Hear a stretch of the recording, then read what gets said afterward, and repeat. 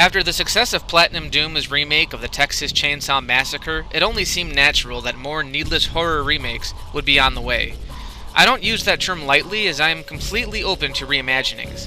However, some movies just don't benefit from the polish of modern filmmaking, and this is one of them. Without comparing it too much to the original, let's jump right in. Let me start by pointing out that this is not a complete remake of the 1980 film, because Jason is the killer, and we only see his mother for a brief period of time. Rather, it draws inspiration from the first 4 films in the franchise. It sets up Jason's backstory. Jason starts off wearing the potato sack to cover his face. He finds the hockey mask midway through the movie, and the main protagonist is looking for his sister, who disappeared several weeks prior. When watching this film, I'm of two minds. On the one hand, I respect what they did with it. It really isn't as graphic as some of its precursors, as it is just plain disturbing, and herein lies the film's main problem. It may not seem like it, but there's something that sets the Jason films apart from the likes of Freddy, Chucky, etc. While each director brought something slightly different to the table, most of the films in the series were purely fun, and part of that fun was in watching for the over-the-top death sequences. It was these lavish effects pieces that made even the below-average entries memorable. The 2009 film attempts to take Jason and make him into a more macabre type of villain, like Leatherface. He's definitely a lot more fierce than we're used to, but he's portrayed as more of a hunter. He's fast, cunning, and surprisingly intelligent. I can understand the filmmaker's take on this, but it also makes the experience stand out less, blending it in with all the other modern-day, average slashers.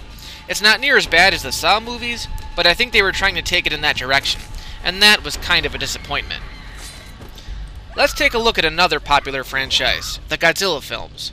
Most of the films in the series are so cheesy to watch, but there's still a certain unmatchable charm that the modern version of the film just can't capture. And the 1998 Godzilla is a terrible movie, but even the big-budgeted special effects just don't cut it. In most of the original Friday films, the cast never had anything meaningful to say. No one seemed to contribute to the story. But at least their conversations were somewhat interesting, and some of the characters were funny. It says you're a dead fuck. What? A dead fuck? A lousy lay. You know? A dead Oh, I see. Oh, don't hold it back from me, Doc. I can take it. Give it to me straight. I did not say it. The computer did. Yeah, well, there is no computer. Aha! And there's no Betty either. And I'm a dead fuck. Like I said, the computer don't lie.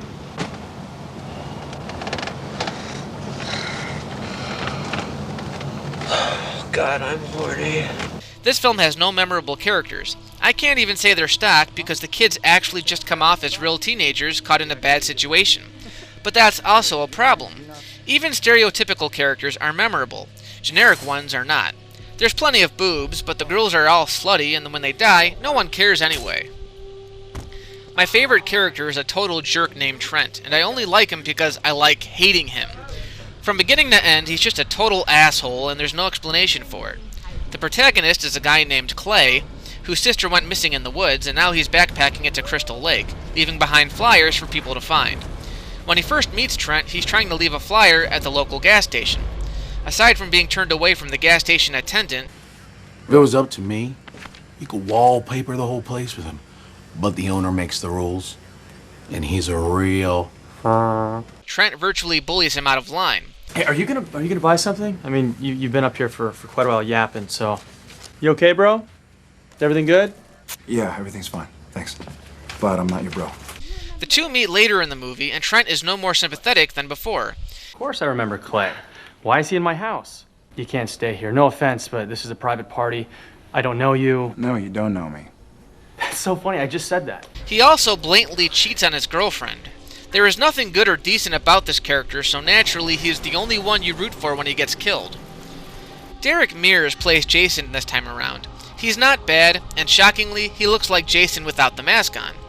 He gives the character that aggressive edge that Kane Hodder was known for, but at times it's just too much. I give the film credit because at times he can be very intimidating, and I love how we can hear his footsteps with every one of his movements. He's more proficient as a killer, even picking up archery is one of his traits. It's a pretty cool scene, but again, it comes from nowhere, and is a little hard to swallow. Usually, especially in the earlier films, Jason just lumbered around and was more of a short-range killer. What's next? Is Jason going to learn how to use a gun? It wouldn't surprise me. The story is interesting. Clay discovers that Jason is actually keeping his sister hostage because she reminds him of his decapitated mother. This is a pretty twisted concept, and again, it goes back to an idea they used in Part 2, where a character uses psychology to survive. I have never really gravitated toward the film, but at one point I actually kind of disliked it. It's bland, routine, but it does something I've been begging for ever since 1993. It puts Jason back in the woods. So why do I have a problem with it? Watching it again recently, I realized that the series has come full circle.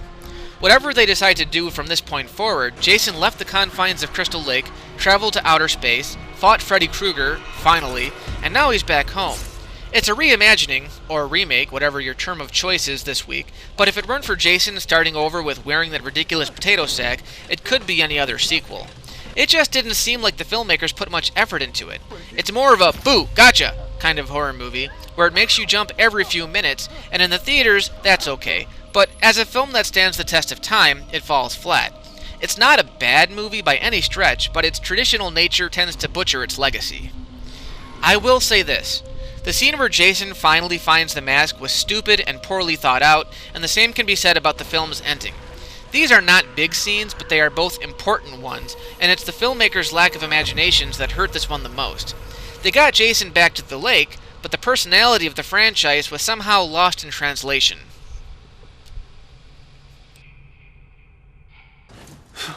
Gene, it's just you, baby. It's been a long time, Gina. You remember that special night we had? Remember when you took my virginity? You're sexy. You're still tight as ever. I'm gonna fucking pound you so hard. What the fuck?